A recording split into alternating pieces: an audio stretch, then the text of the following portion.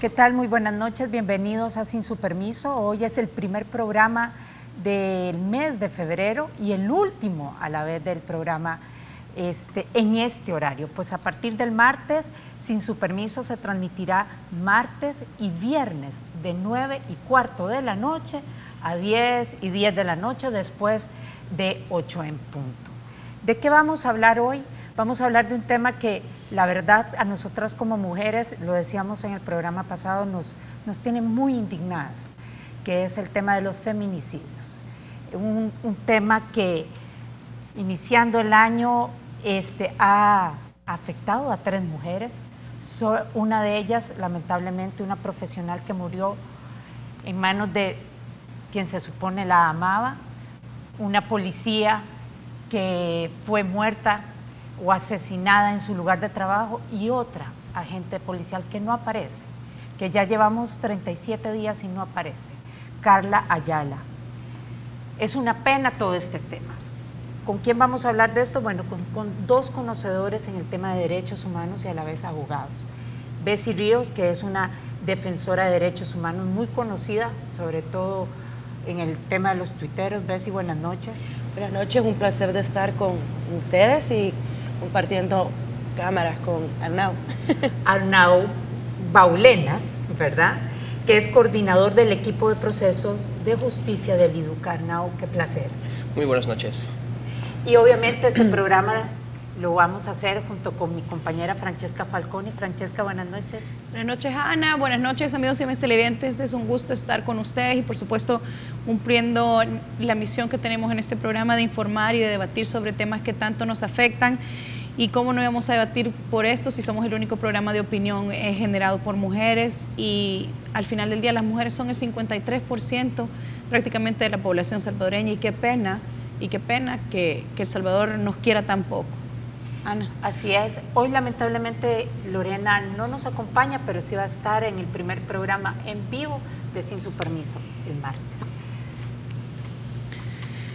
Bienvenidos nuevamente, y Bessie y Arnau, quiero leer unas cifras y quiero que ustedes me ayuden a interpretar estas cifras. 37 días, decíamos, de la desaparición de Carla Ayala, una agente policial. 2017 cerró con 427 feminicidios, según Medicina Legal. Mujeres entre 15 y 29 años son las víctimas, o las que se caracterizan por víctimas en ese rango de edad. Asfixia, arma de fuego y arma blanca, los elementos o las herramientas o las armas con que las matan. ¿Cómo interpretamos estas cifras en un país altamente violento como El Salvador? Mira, para mí es importante, en primer lugar, decirles que muy contenta de estar en el único programa de mujeres, para mujeres. Es así, nivel sueño, gracias. Eso primero. Segundo, es importante también que vayamos quitándonos, sobre todo y que están en campaña los partidos políticos, dejen de decir el sector mujeres. Somos la mayoría, no somos un sector. Empezando por ahí. En cuanto al tema de las cifras, bueno, aquí tenés 2 componentes. Tenés un sistema hegemónico patriarcal que se ha impuesto en la sociedad, que ha educado a sus mujeres para ser guardianas de este patriarcado, que se combina con la violencia de las denominadas pandillas o maras, y mucha gente dice, es que los pandilleros las asesinan de esta o cual forma. Ojo, el de Santana no era pandillero, era un hombre común y corriente. ¿Qué significa esto? Que las pandillas lo que hacen es reflejar lo que esta sociedad es. Las mujeres no son otra cosa más que propiedad, no solo dentro de las pandillas, sino dentro de la sociedad. Somos propiedad, nuestros cuerpos son territorios de conquista, ¿verdad? Aquí no hay ninguna mujer, creo que ustedes lo han experimentado, que tú te querrás salir sola cuando no hay luz caminando en el parqueo, porque lo primero que ves es tu corazoncito, me pueden hacer algo. Eso se llama la cultura de la violación. Mujer, ni ningún hombre, ni ningún niño, ningún adolescente. Porque la inseguridad es... Pero es propio de la cultura de la violación en el caso particular de las mujeres, porque ninguna mujer piensa en otra cosa que no sea que le va a pasar eso. Y eso es una cultura que tenemos bien puesta y es bien grave.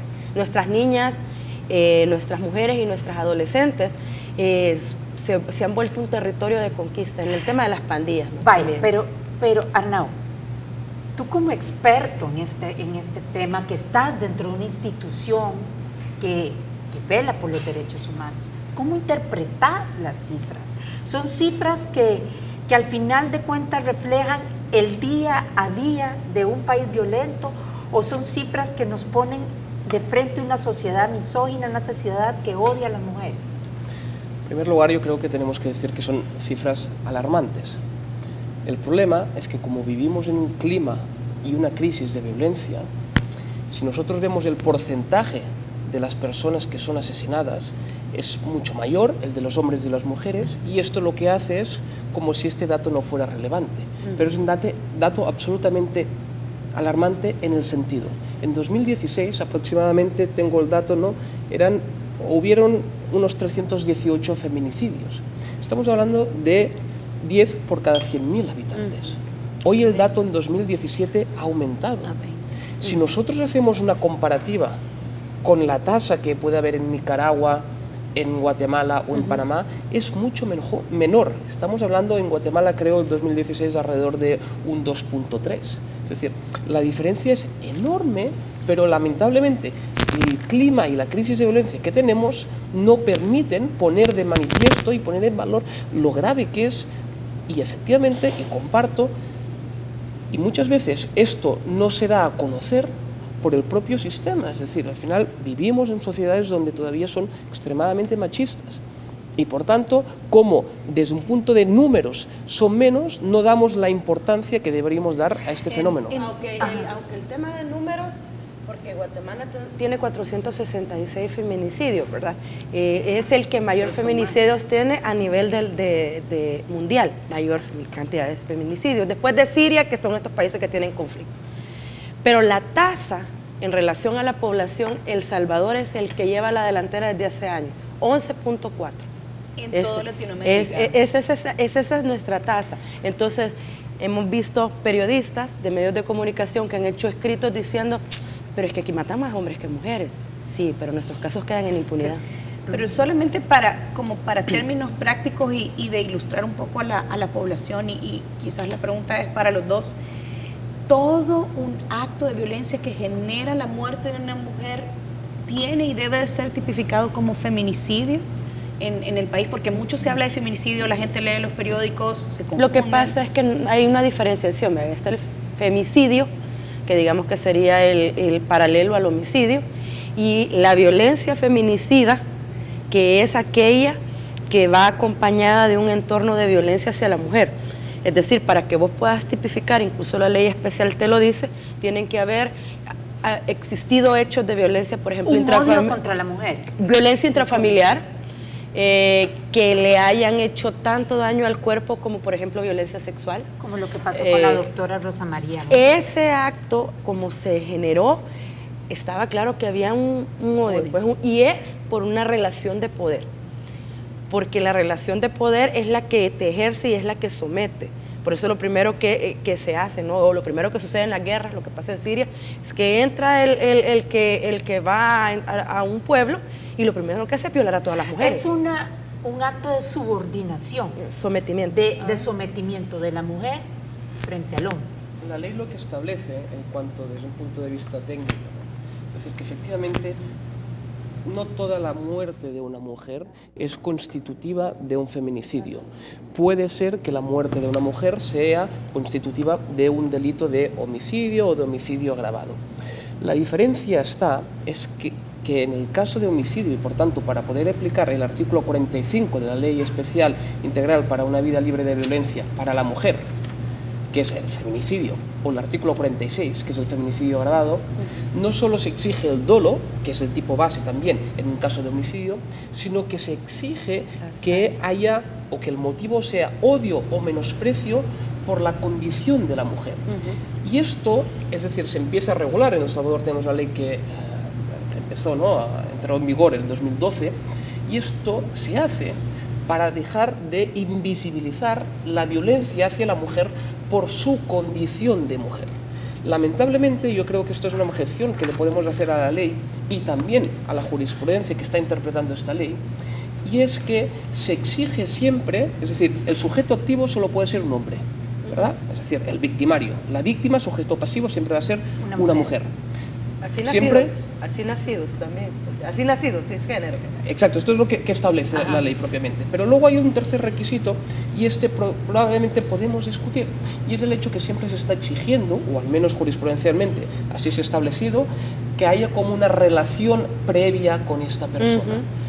Y esto, es decir, si por ejemplo yo no tengo ninguna relación previa con esta mujer y la mato, incluso se pueden dar algunos de los supuestos que se contemplan en el artículo 45, es decir, puede ser una causa de mutilación, puede ser que haya una violencia previa, pero si no hay una relación más o menos permanente, en otros términos, si la relación es esporádica u ocasional, en este caso no es feminicidio. Aunque hay que aclarar, eso no implica que no se cometió un crimen y que se puede procesar. Pero en este caso se procesaría por homicidio agravado o homicidio simple. Vamos a ir al primer corte comercial, ya regresamos.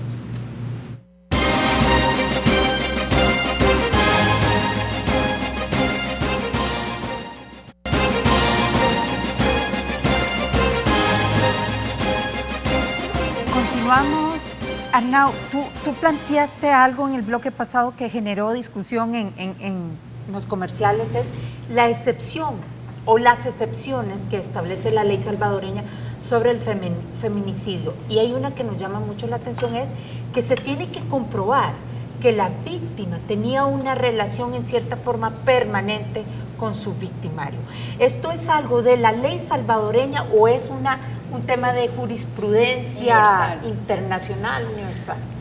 Bien, lo que establecen los tratados, ¿no? Hay la Convención de las Naciones Unidas, también hay la Convención a nivel interamericano, lo que establecen es que en El Salvador, con todos los países, ¿verdad?, signatarios, deben establecerse mecanismos para proteger, o en otros términos, visibilizar esta violencia que sufre la mujer por el mero hecho de ser mujer, por esta condición, ¿no?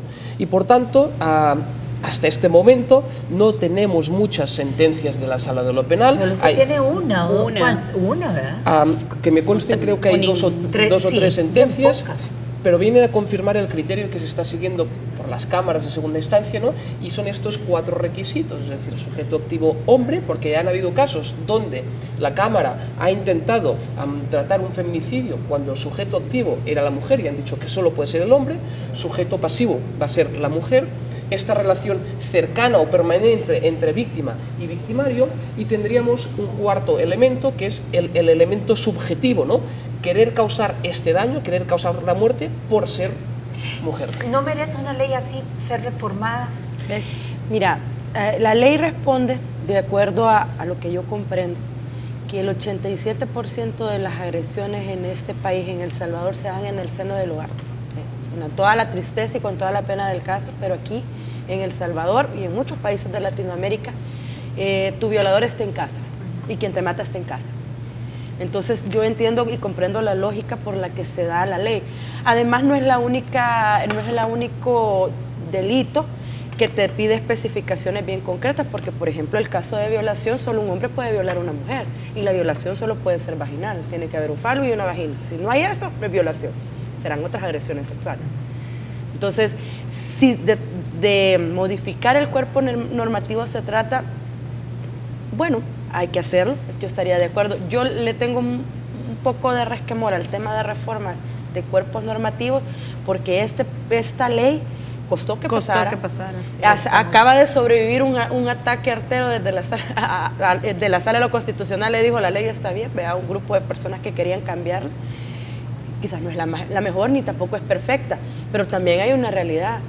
La ley la podemos modificar y puede ser la mejor ley del país, pero aquí los juzgadores no la están aplicando. Los jueces aquí no la aplican. Vamos a ese punto y tal vez, bueno, ustedes desde su experiencia como abogados y tú que ejerces y vas a juicios, preparando este programa encontramos un estudio del ISDEMO, donde participó varias instituciones, que se titula Feminicidio en El Salvador, obstáculos para el acceso a la justicia.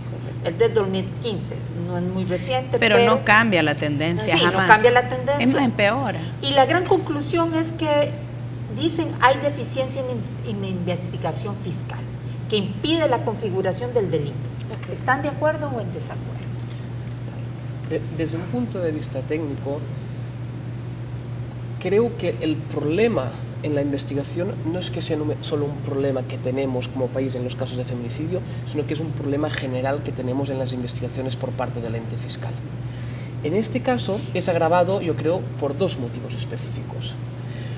Porque para poder determinar que efectivamente había un odio contra la mujer, necesita realizar una investigación mucho más amplia que los meros hechos evidentes, y en segundo lugar se debería siempre realizar una investigación desde un punto de vista de género y desde un punto de vista de derechos humanos. Y esto, lamentablemente, no se hace, o pocas veces se hace, ¿no? Y por tanto luego nos encontramos a investigaciones incompletas, investigaciones que no han abordado, por ejemplo, el núcleo familiar, el núcleo más cercano de la víctima, y luego el juez se ve incapacitado de poder aplicar la ley, porque este elemento subjetivo de decir, por esta condición, o si no se ha presentado nunca una denuncia previa, ¿cómo sé yo si había una relación de subordinación, si había una relación de violencia? Porque la ley y la jurisprudencia es clara, no hace falta que se haya presentado una denuncia ante las autoridades para que pueda haber un conjunto de elementos violentos que no tienen que por ser solo físicos, pueden ser psíquicos, puede ser una dominación sobre la persona, ¿no? Pero ¿por qué no se hace, Arnau? ¿Por incapacidad? Por falta de recursos. ¿O falta de recursos? ¿O falta de personal técnico? Yo creo que hay muchos factores. Lo cierto es que hay mucha carga fiscal, el clima de violencia que vivimos en el país también dificulta, pero creo que hasta cierto punto también puede haber una falta de preparación, es decir, una falta de decir, bueno, ¿tenemos la voluntad real de investigar estos casos o solo ponemos el título de feminicidio cuando es un caso mediático? Y los otros, como de la doctora, por ejemplo, y en los otros casos nos quedamos con el homicidio agravado, que al final va a ser mucho más fácil de acreditar y por tanto para nosotros va a ser un proceso más sencillo, si se me permite la expresión. Y en términos de penas, perdón, Bessie, yo disiento con Arnau, sí, yo sé que los señores fiscales tienen un montón de casos, pero lo cierto es que aquí los jueces se niegan a aplicar la ley. Se niegan por el machismo. Hay una realidad que probablemente mucha gente desconoce, pero aquí los hombres tienen una suerte de camaradería que no la tenemos las mujeres. Los hombres se protegen entre ellos. Caso concreto, el asesinato del feminicidio de la compañera Lorena en la delegación. Todos vieron cuando la golpearon. Bueno, la policía desaparecida. Todos vieron cuando el tipo le quitó su arma de equipo. Todos vieron cuando le gritó. Todos vieron lo que pasó. Nadie hizo nada.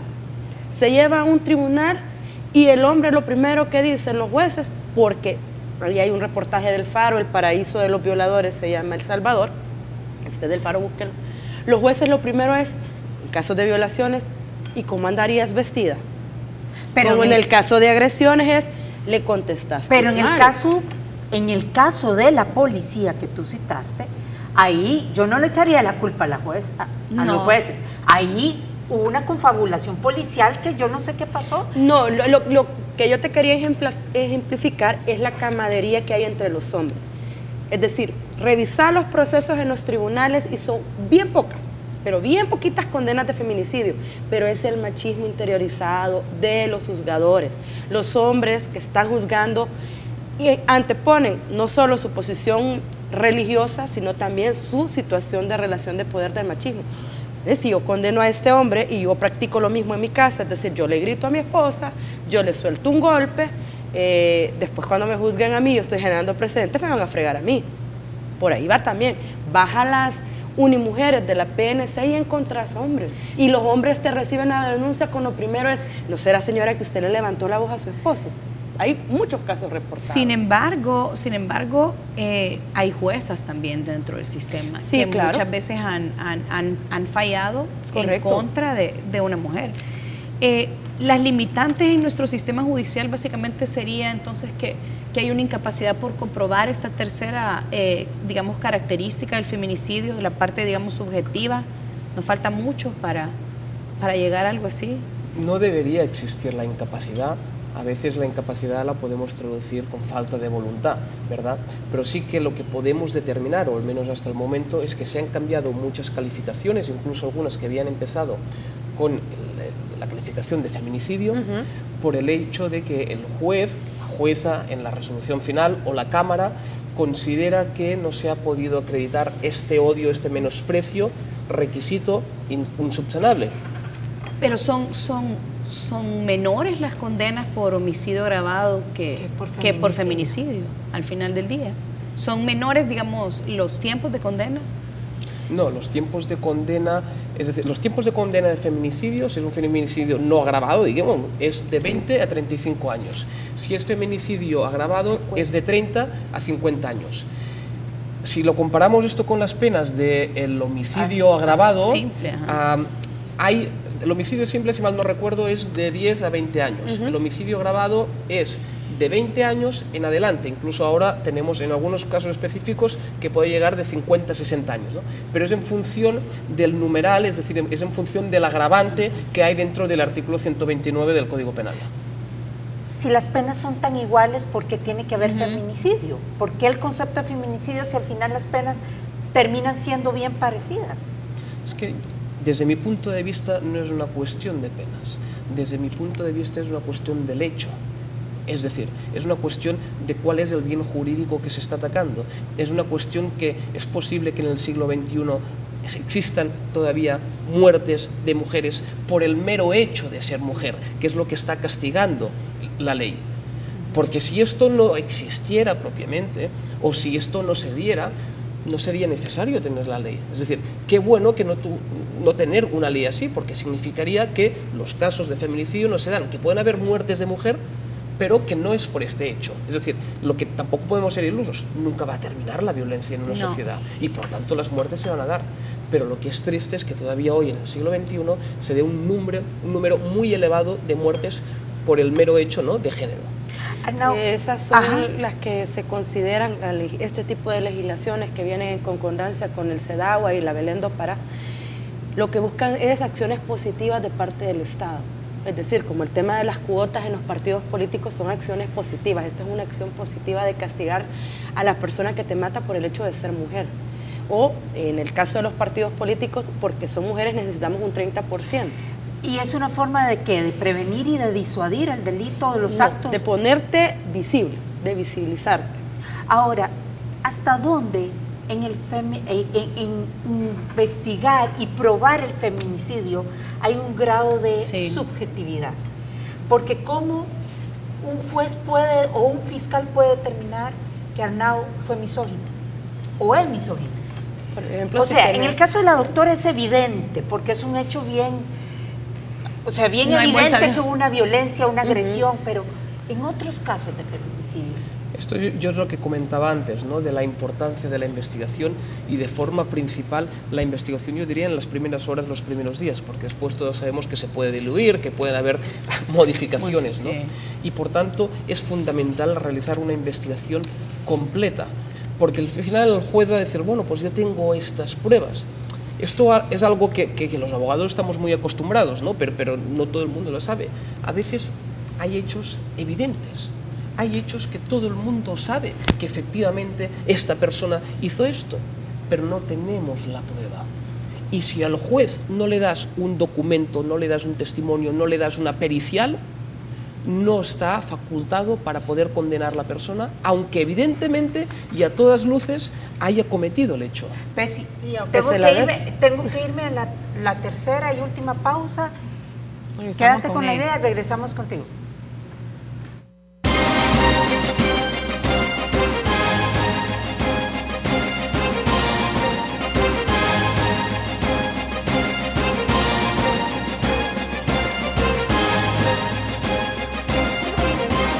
Si tú querías aportar algo a lo que que incluso hay jueces y juezas que a pesar de que les entregues prueba adelantada, pericial, científica, en El Salvador, en el derecho penal, y tú lo sabes, Arnau, la reina de la prueba se llama el testigo. Por eso es que tenemos tanto criteriado, ¿no? A tanto que se le da permiso de salir y da su declaración, porque esa es la reina de las pruebas aquí en El Salvador.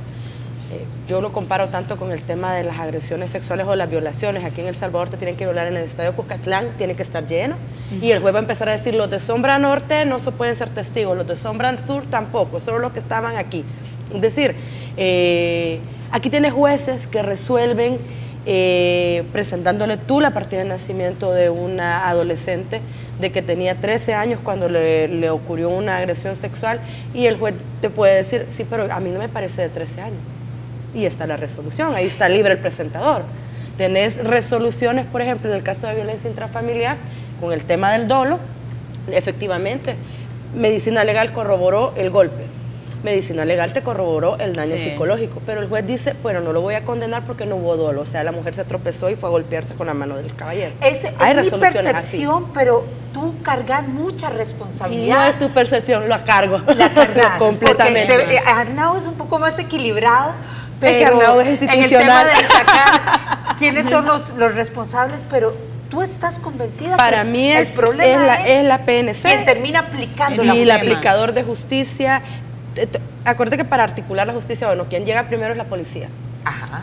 Luego tenés fiscalía y luego el aplicador de justicia. En los 3 pasos, cuando tenés hombres y mujeres que son defensoras del patriarcado, te van descartando todo. Te lo digo desde el momento que tú ya, por lo menos yo conozco varios casos de mujeres que han llegado a las unimujeres y con los golpes, sangrando. Y lo primero que le dice la gente es, ¿no será que tú le contestaste mal a tu esposo, mamita? ¿No será que tú fuiste? Pero hay que reconocer que ha habido, que la sociedad salvadoreña ha cambiado y la mujer está empoderada. Bueno, antes tener un programa de mujeres era impensable. ¿Cómo no se habían? Pues sí. No, pero un programa aquí debatiendo así. Has avanzado, o sea, pero ese pasito de hormiga es bien poco, bastante poco.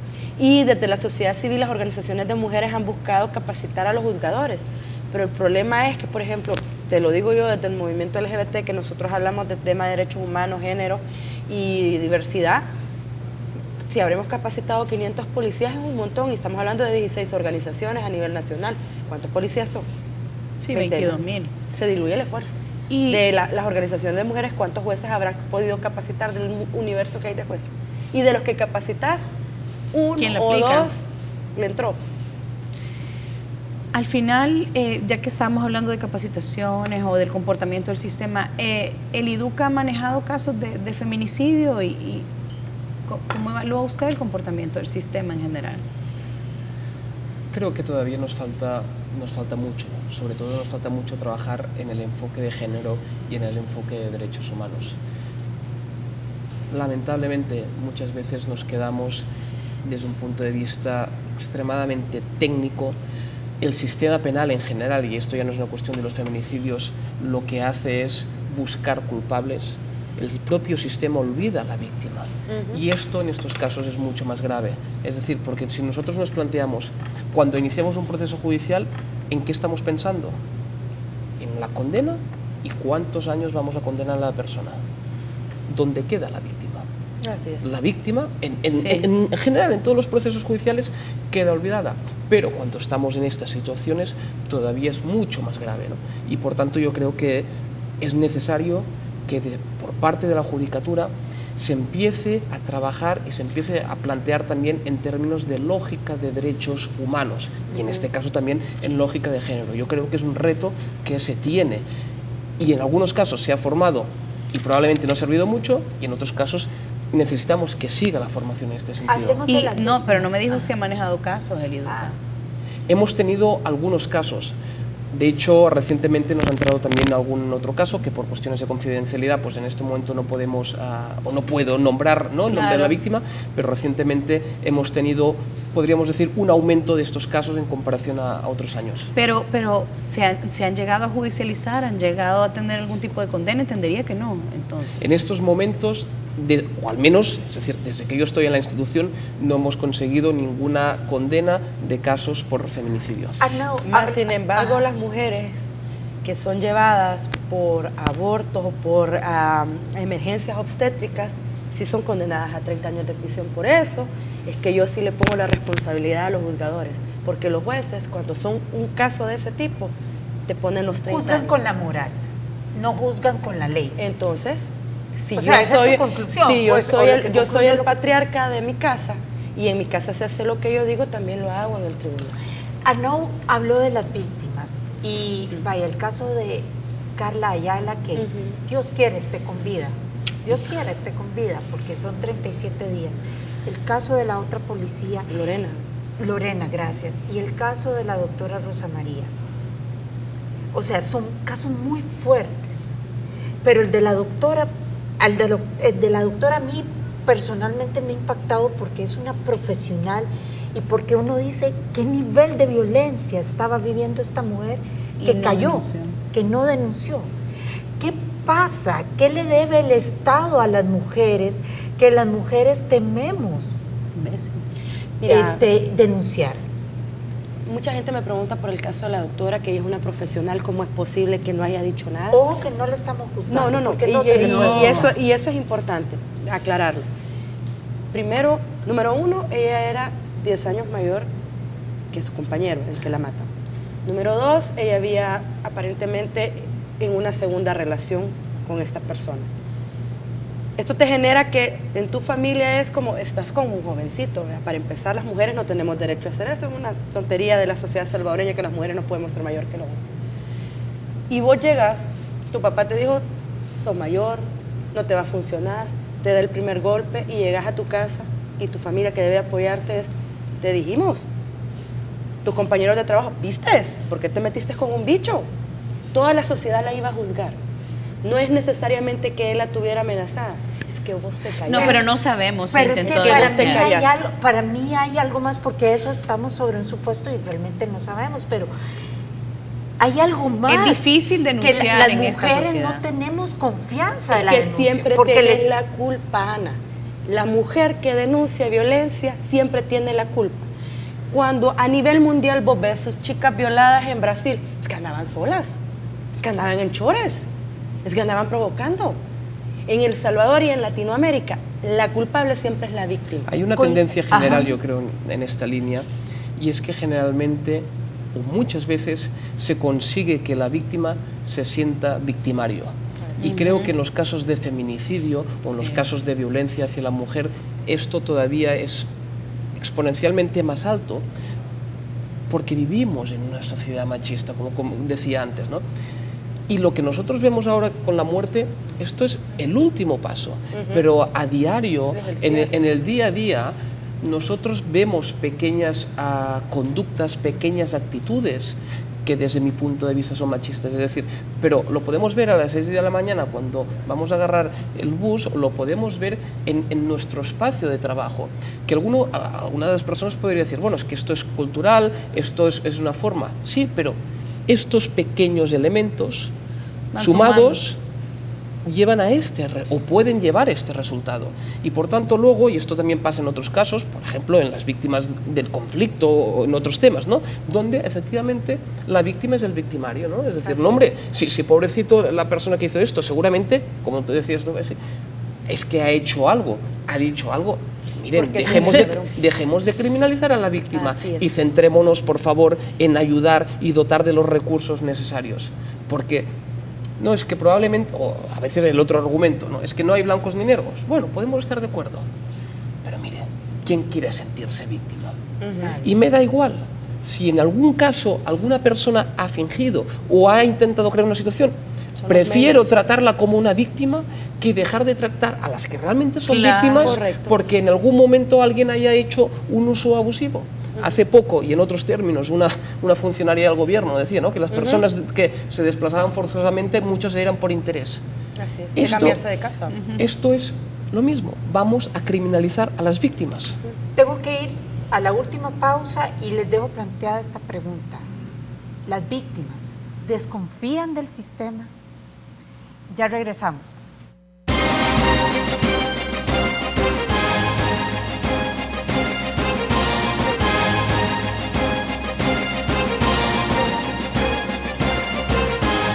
Arnau Bessi, yo les dejé planteada una pregunta. ¿Las víctimas desconfían del sistema? Totalmente. Porque además que no funciona, porque hay una revictimización terrible, ¿no? Una mujer que ha sido, por ejemplo, agredida sexualmente, se lo tiene que contar al de la Unimujeres y este tiene que llamar a su jefe y después otro jefe y después vamos a medicina legal y repetir el cuento 20 veces. Me explico. Nadie quiere pasar eso. Y antes de pasar eso, mejor no voy. luego no hay condenas. Digamos, la que se decide hacerlo, la que decide hacerlo y luchar, se enfrenta a que no hay condenas y es estigmatizada. Porque como aquí la víctima tiene la culpa, porque algo hizo. O sea, el esposo no le va a pegar por gusto, le ha de haber servido mala comida o le contestó mal. Y seguís en un sistema que no quiere cambiar, que sigue educando a las niñas con la frase, se cuida mamita, se da a respetar, oiga cosita, no vaya a andar bromeando con los muchachos porque el hombre llega hasta donde usted permite. Pero nunca le decís a un muchacho, hijo, un chorro, 9 de la noche y una cerveza en la mano, no es autorización para que tú tengas relaciones con una mujer. Si ella te dice no, por muy alcoholizada que esté, no es no. Ana. El sistema, desde mi punto de vista, no está pensado para las víctimas. Tenemos un sistema única y exclusivamente para buscar una respuesta a este un problema. Y a veces la respuesta del problema no va a ser la condena, sino lo que va a ser una respuesta efectiva a la víctima. Comentabas antes, ¿no?, en el hecho de decir si una mayor pena puede ser un impedimento o es algo preventivo. Todos los estudios acreditan que un criminal cuando va a cometer un delito no está pensando si el Código Penal le dice que le van a caer 20 o 30 años, ¿no? Por tanto, yo creo que tenemos que repensar el sistema o introducir mejoras en el sistema pensando en las víctimas, porque si no empoderamos a las víctimas, si no les dotamos de los recursos necesarios, lo que estamos haciendo es que se perpetúe la impunidad. ¿Por qué? Porque la gente ya no va a llegar propiamente a las instituciones donde debería llegar pidiendo el apoyo, pidiendo el acompañamiento. Sin embargo, a pesar de que hay pocos casos judicializados, sí el número de denuncias ha crecido de 2015 al 2017. ¿Por dónde se empieza? Perdón mi ignorancia y que suenen ahí, pero ¿por dónde se empieza a cambiar una realidad de este tipo? Con educación, con educación. Metas en las currículas educativas, lo que le tienen terror muchas organizaciones, y empezarle a decir a las niñas, oye, tú puedes decir que no. Tú puedes decir que no, tú tienes derecho a decir que no. Y quitarnos y borrarnos de la mente esa frasecita que les decía al principio, de decirles a las niñas, hey, la responsable de tu seguridad sos tú y tú tenés que garantizar. El hombre llega hasta donde la mujer lo permite. Hasta donde la mujer lo permite. Entonces, de ir cambiando, es de deconstruir y cuesta. Y cuesta porque muchos hombres te dicen, es que yo soy machista porque las mujeres me educaron así, ¿no? Mi abuela, mi mamá, mi novia, mis hermanas, mis primas, todo el mundo me enseñó a ser así. Y eso es mentira. A las mujeres nos enseñaron que así se educa a los hombres. Ninguna mujer conscientemente va a educar a un niño para que más adelante maltrate a una mujer. Eso no es así. Es un tema de educación. Tenemos 3 víctimas. Yo insisto y confío en Dios que Carla no tiene que ser una víctima, pero bueno. Está ya Lorena, Carla y Rosa María. Sí. ¿Qué conclusión se saca de estas 3 vergonzosos y, por respeto a la audiencia, no digo nada más, actos contra estas mujeres? Pero ¿qué conclusión país se saca y qué se tiene que hacer como país para que esto no se repita? No tengo la respuesta, pero es decir, cuando nosotros estamos pensando en soluciones, no creo que hablar de grandes cosas sea lo necesario. Es decir, los pequeños cambios vienen cambiando pequeñas realidades, ¿no? Y por tanto lo que nosotros podemos cambiar en casa, pues no lo vamos a esperar de cambiar en la escuela, ¿no? Y a partir de ahí ir creando pequeñas islas de justicia. Y creo que otro tema que es importante, a veces los peores criminales es lo que se conoce como criminales de cuello blanco. Es decir, en algún momento podía sorprender, ostras, una doctora podía tener una situación familiar, económica, algo mejor que el número probablemente o que nosotros nos imaginamos de víctimas de este caso. Pero es que a veces los peores criminales no son los que nosotros nombramos como pandilleros, ¿no? Son las personas que se pueden vestir de saco y corbata, ¿no? Y esto también es una realidad. Y creo que no debemos diferenciar entre A y B. Un criminal es un criminal y una persona que ha infringido la ley pues debe pagar las consecuencias y el sistema debería pensar, como insisto en la idea, creo, en la víctima y cómo damos o cómo resarcimos a las víctimas. Solo falta cuando nosotros estamos en los juzgados. Cómo muchos jueces, porque no son la totalidad, se dirigen hacia las víctimas. La víctima puede estar allí, pero la víctima no es lo importante. Lo importante es que la persona que tienen delante realmente van o no lo van a condenar. Y para mí esta pues, podría ser un poco la conclusión, ¿no? Pequeños cambios que poco a poco vayan creando estas pequeñas islas de justicia para ir avanzando. Yo creo que la promoción del tema de los derechos, el no quedarse en silencio, el eje transversal de género debe ser incluido en todas las instituciones, y cuando me refiero a instituciones, me refiero a todos los cuerpos vivos de la sociedad, porque como bien dice Arnau, el machismo se encuentra en todos lados. Tenemos las denuncias de diputadas en partidos políticos, tenemos denuncias de mujeres en los sindicatos, tenemos denuncias dentro de la familia, es decir, el machismo, el maltrato, la misoginia, que puede devenir en un feminicidio, está ahí. Yo sí quiero aprovechar su programa a 37 días de la desaparición de Carla Ayala. Señor Jaguar Coto, ya le consiguió la beca a los 2 hijos de Carla Ayala, ya le consiguió la beca al hermano menor de Lorena, a quien ella le estaba pagando su educación universitaria. De verdad, con el espíritu de Arnau, pensemos en las víctimas. Quizás no les podemos traer a estas mujeres de regreso, pero una suerte de reparación hay que hacerlo. Porque si estas mujeres han sufrido violencia dentro de sus trabajos y llegó hasta esos niveles, era porque se estaban luchando por sus hijos. Pequeños cambios, como decía Arnau. Pequeños cambios. Arnau, Bessie, les queremos agradecer realmente un programa bien educativo y que creo que a todas nosotras nos llama a la reflexión, y es un reto para nosotras como mujeres, pero para la sociedad. Es un reto para que esto no vuelva a pasar, porque no es justo. No es justo que solo por el hecho de ser mujer uno se convierta en una víctima. Muchísimas gracias a ustedes por la oportunidad. Gracias a ustedes. Checa. Así es, gracias amigos, gracias Ana. Recuerden, a partir del próximo martes a las 9:15, después de 8 en punto, sin su permiso, y también los viernes. Los esperamos.